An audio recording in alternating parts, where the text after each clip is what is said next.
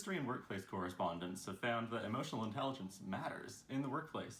On this morning's exclusive, we're joined by our industry correspondents in high and low emotional intelligence workplaces. Workplaces used to be emotion-free. It was thought that displaying emotions made for low-quality work.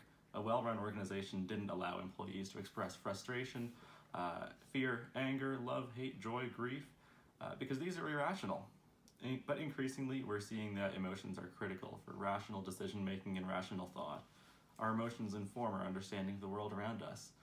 For more on emotional intelligence, we're joined by Ali Gorman, our workplace correspondent with Nat Geo News Channel 7. Thank you, Mario. More into emotional intelligence. There are three important aspects to emotional intelligence, which is a person's ability to be self-aware and recognize one's own emotions when one experiences them, and another one is to detect emotions in others and to manage emotional cues and information. The key to good decision making is to employ both thinking and feeling into our decisions in the workplace. And that's all I have on emotional intelligence. Thanks, Ali. So that sounds like a pretty subjective thing, this emotional intelligence. I think one of our other correspondents might be able to tell us a bit more about the case against emotional intelligence. Thanks, Mario. We know that emotions are important in rational decision making, and emotional intelligence is the ability to use those emotions effectively and appropriately, depending on situation and circumstance. However, the theory of emotional intelligence can be subjective, based on personal feelings, opinions, and experiences. It's a vague concept with different researchers and psychologists focusing on different tests and different aspects of a person's behavior and their choices in these select scenarios. Emotional intelligence is not measured consistently. Because of these things, the validity of emotional intelligence as a tool is suspect. Emotional intelligence could also be considered a personality trait. This makes it difficult to determine right or wrong, high or low. And when organizations conduct tests to determine an employee or potential candidate's EI, it's important for the organization to select the correct type of tests in order to measure what they really want to get out of the responses and results. Each organization might be looking for specific EI measures, and this can become difficult in selecting the correct assessment. However, despite its advantages and the difficulty in measuring EI, it definitely matters in the workplace, and we've collected some samples on high and low EI. Thanks, Sarah. So, can you think of a time when someone showed really poor emotional intelligence? Can you think of a person in specific, maybe? I think I can. What about our lovely friend down south? Our favorite orange president? That's the one. Let's cut to that video.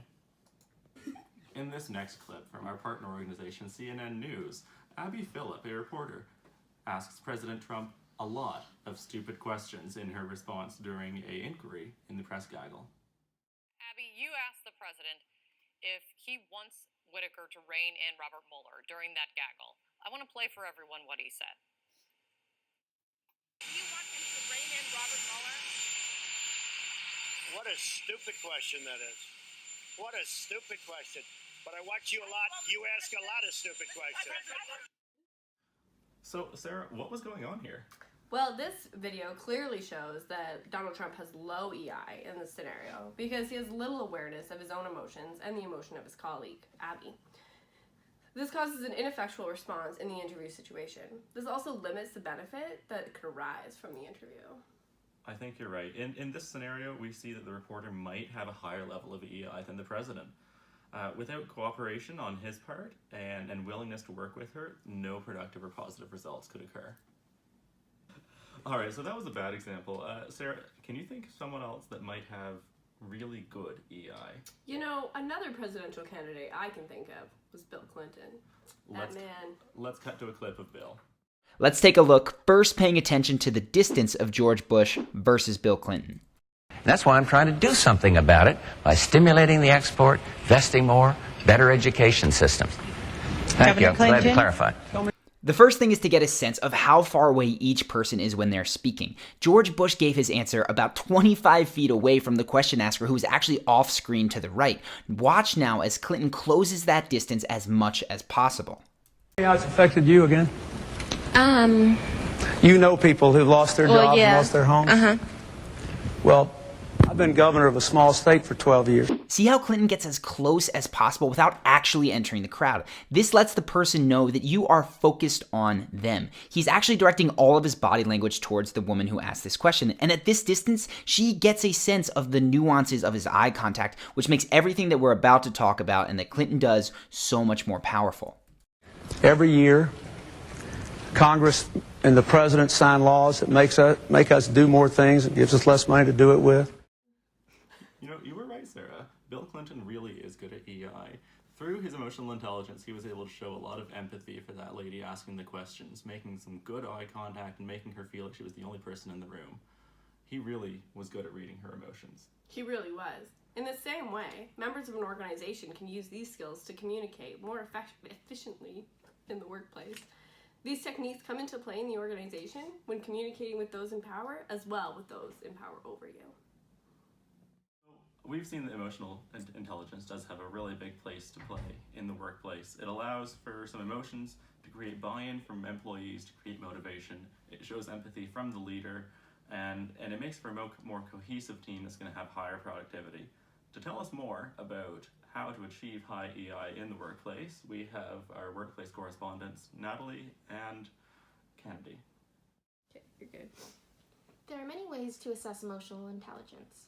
However, the most common tool when measuring EI are self-assessments. These assessments are structured one of two ways. Either they are answered based on emotional habits and tendencies, or by right or wrong answers. Unfortunately, both structures have a level of subjectivity. Because EI is a composite of personality and ability, right or wrong answers are difficult to capture EI in its entirety. And though self-reporting can capture EI much more effectively, you run risk of self-deception and false responses. In spite of that, measuring EI is still important even if the methods are flawed. Over to you, Natalie. There are 5 things that make up high EI. One being self-awareness, which is being aware of how your emotions can affect people around you. Self-regulation, which is being calm, knowing your values, and holding yourself accountable for your actions. Motivation, so remembering the purpose of the job you're doing and being hopeful. Empathy, putting yourself in someone else's position, paying attention to body language and responding to feelings. And we have social skills, learning conflict resolution and communication skills, knowing how and when to praise others. So those are the 5 realms to measuring EI. This morning's exclusive was about emotional intelligence in the workplace. We were joined by our workplace correspondents to talk about high and low emotional intelligence workplaces, where it's important to recognize your own emotions, recognize emotions in others, and manage those emotional cues in order to have effective, high-quality, cohesive teams that are highly productive. That's all we have for today. Read and manage those cues and stay classy, OB.